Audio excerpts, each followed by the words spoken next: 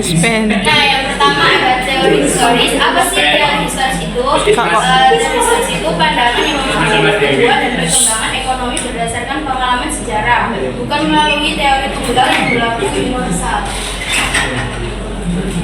Selanjutnya teori historis menurut Friedrich List, yaitu teori yang menjelaskan tentang pertumbuhan ekonomi suatu negara dapat dilihat dari teknik produksi masyarakat dan terbagi menjadi 4 tahap utama, yaitu masa berburu dan mengembara, masa beternak dan bertani, masa bertani dan kerajinan. Pertumbuhan ekonomi ini berlangsung tahap seperti tangga atau Stafford teorian, dan juga setiap negara melalui tahapan yang sama sebelum mencapai masa industrialisasi.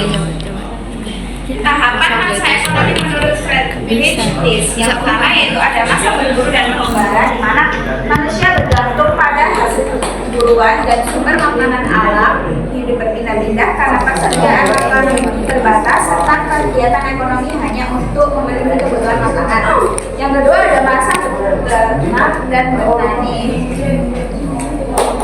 yaitu ciri-cirinya manusia mulai mengenal peternakan dan pertanian. Yang kedua ada mulai hidup menetap di suatu tempat dan terbentuknya perkampungan dan pedesaan. Selanjutnya yang ketiga yaitu ada masa bertani dan kerajinan. Ciri-cirinya masyarakat mulai membuat alat bantu pertanian. Yang kedua ada muncul kerajinan dan perkembangan yang pandai besi, dan terakhir produksi menjadi lebih efisien serta beragam. Yang keempat ada masa industri dan perniagaan. Ciri-cirinya hasil kerajinan berkembang menjadi barang dagangan yang kemudian menjadi kemajuan ekonomi dalam bidang teknologi dan transportasi serta perdagangan meningkatkan nasional dan internasional. Selanjutnya ada dari Bruno Brand. Bruno memiliki pandangan yang cukup unik nih dibanding toko yang lain. Menurut Bruno, pertumbuhan ekonomi dimulai dari alat tukar menukar yang dilakukan masyarakat, yaitu masa tukar menukar barang atau barter, masa tukar menukar dengan uang yaitu jual beli, masa tukar menukar dengan kredit. Karena memiliki pandangan seperti ini, bisa dinyatakan bahwa Bruno memandang pertumbuhan ekonomi bukan dari segi produksi atau konsumsi,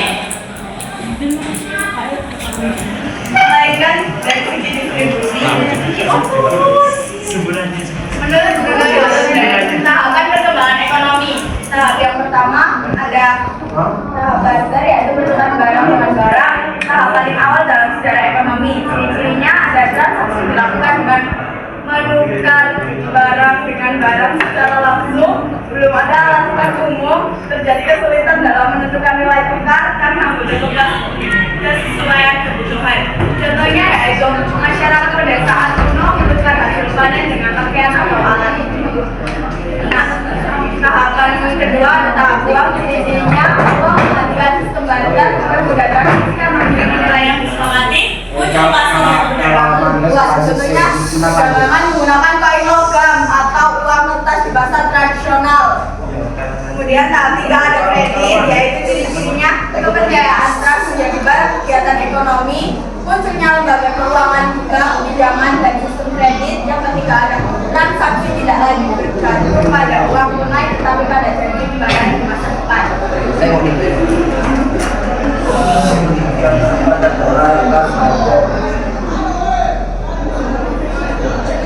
Teori ekonomi historis terpadu memandang pertumbuhan ekonomi sebagai evolusi bertahap yang berdasarkan pada jarak antara produksi dan konsumen, terbagi dalam 4 tahapan, yaitu rumah tangga tertutup, rumah tangga kota, rumah tangga bangsa atau masyarakat, dan rumah tangga dunia.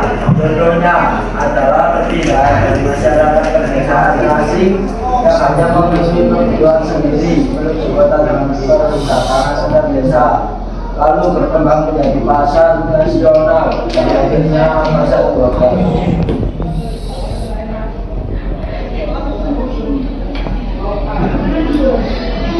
Selanjutnya ada Werner Schomburg.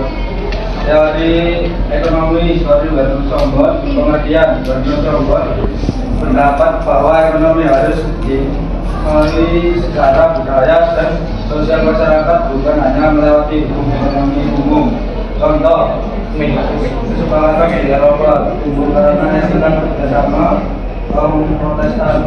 Ekonomi Indonesia zaman kolonial terbentuk karena sejarah kejayaan bukan hukum pasar murni.